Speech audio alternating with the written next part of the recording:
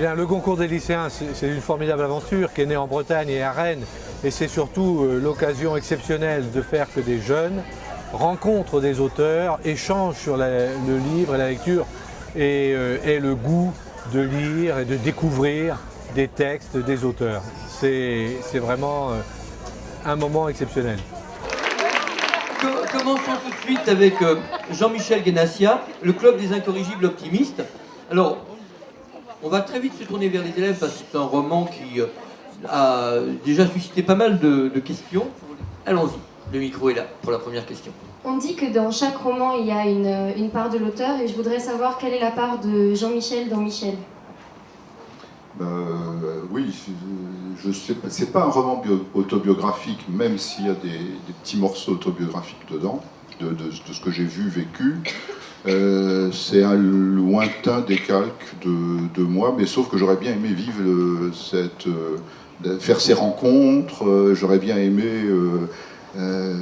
côtoyer ces personnages. C'est un roman qui tient que de la fiction, hein. C'est vraiment, même si je suis dans tous les personnages, comme tous les auteurs, on est dans tous nos personnages, on est tous Madame Bovary quelque part. Donc, La journée d'aujourd'hui, ça peut nous apporter que du bien, parce que on peut voir les auteurs, on peut leur poser des questions sur ce qu'on a pensé de leur livre, sur notre ressenti.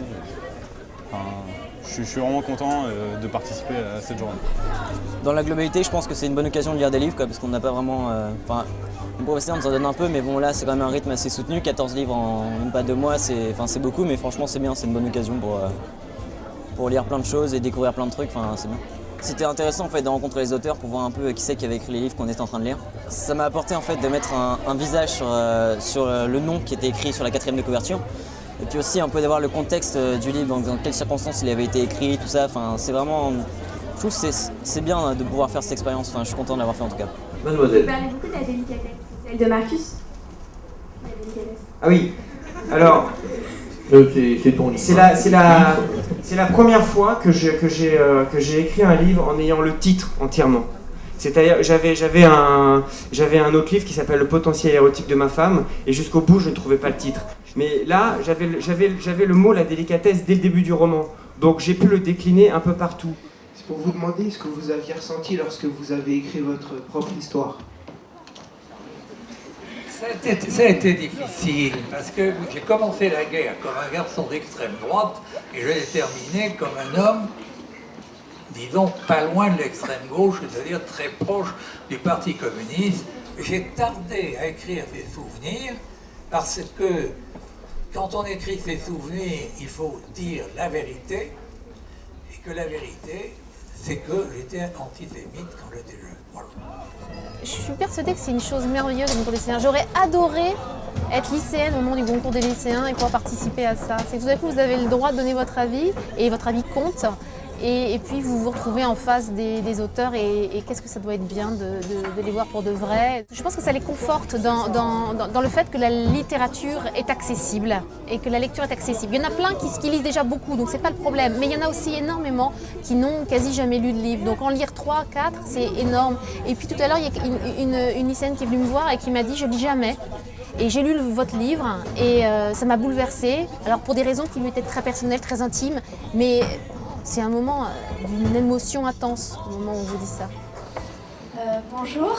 Je voulais savoir, dans le livre que vous avez écrit, vous n'avez pas peur que l'intimité que vous décrivez, les lecteurs ne puissent pas vraiment la saisir? J'avais envie que d'autres sachent que j'avais eu un père formidable. Père formidable, ça ne veut pas dire qu'il était sans défaut, mais qu'il était ça. Donc finalement, j'ai surmonté ce qui pouvait être l'espèce de violation d'intimité, en me disant probablement que ça pourra toucher les lecteurs au-delà de ma propre personne, de ma propre famille. Et d'une certaine manière, je crois que c'est ce qui est arrivé. Donc bien sûr, il y aura toujours des gens que ça peut gêner, d'avoir l'impression d'un déballage ou de quelque chose de très... Mais je pense que l'écriture, qui est une écriture à la fois très simple et le plus retenue possible, a tenu lieu un peu de garde-fou pour pas tomber dans quelque chose qui pourrait être sordide ou beaucoup trop intime. Est-ce que vous avez écrit cette histoire simplement pour vous déculpabiliser ou bien aussi pour nous donner une leçon de vie? Me donner à moi une leçon de vie? Non, à nous, à lecteurs. Bon non, qui je suis pour donner des leçons de... Une leçon de vie sur les liens entre... Ouais, non, je crois pas. Et ni pour me déculpabiliser, parce que la culpabilité est toujours là et elle me structure et je crois qu'elle partira jamais, et tant mieux, parce que ça fait vraiment partie de moi et je me sentirais toute nue sans la culpabilité. Mais c'est... Non, c'est vrai que j'avais envie de montrer peut-être que la maternité, enfin que la grossesse, c'est pas seulement un épanouissement. Ça c'est vrai. J'avais pas lu beaucoup de choses dans ce sens-là, ça me manquait. Je pensais que c'était le moment le plus heureux de la vie d'une femme et je me suis rendu compte que c'était un moment magique, mais pas tout le temps. Heureux, mais pas seulement. J'avais envie de pointer ça. Mais pas de donner une leçon, non, en aucun cas. Je vous rappelle qu'il y a eu un commentaire en direct, en permanence, grâce à notre dessinateur de manga. Donc nous, on ne le voit pas, du coup, ne perdez pas de vue le commentaire qui se prépare.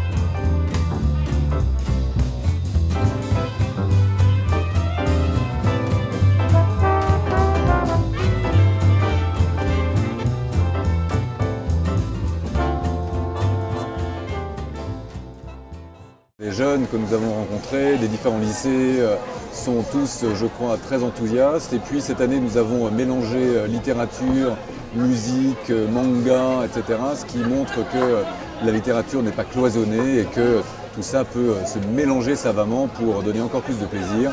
Aujourd'hui, en tout cas, c'est le plaisir de la lecture, le plaisir du livre.